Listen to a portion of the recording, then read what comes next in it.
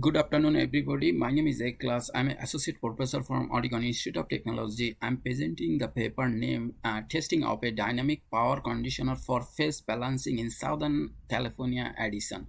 This paper is co-author of group of researchers from the Southern California Edison, led by Dr. Arifuzzaman and in collaboration with Oregon Institute of Technology.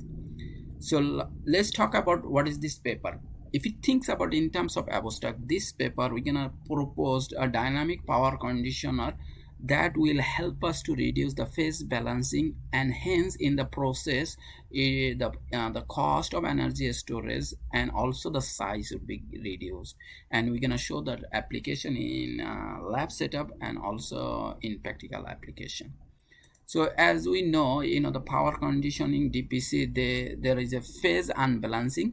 That phase unbalancing can be determined first. If the phase is unbalanced, we can figure out by the neutral current. If IN is equal to something not zero, then we figure out there is an unbalance, and that's also can be formulated in mathematical equation is percentage of unbalance using del V over V average. Del V is the deviation of the voltage, and V average is the average voltage. And same thing also can find out using the equation UVF, that's a negative sequence voltage over positive sequence voltage. These two equations represent actually same information, and we want that value is less than 1%. If this value goes beyond that amount, then the power loss increasing linearly. And let's talk about why we actually need the phase balancing to ensure the maximum capacity utilization. It is not always feasible that traditional method is moving for various load on different phases.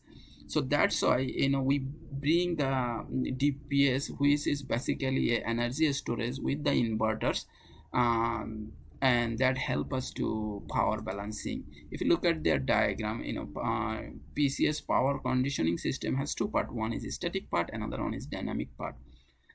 If you think about in terms of DPC, DPC, this set presentation goal is to show a demonstration of DPC in labs and also apply in the real life.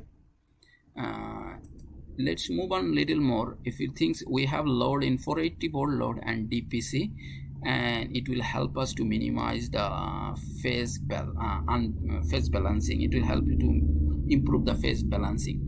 In one of the case, once we used three different load in this analysis: 10 kilowatt, 25 kilowatt, and 50 kilowatt in different phases.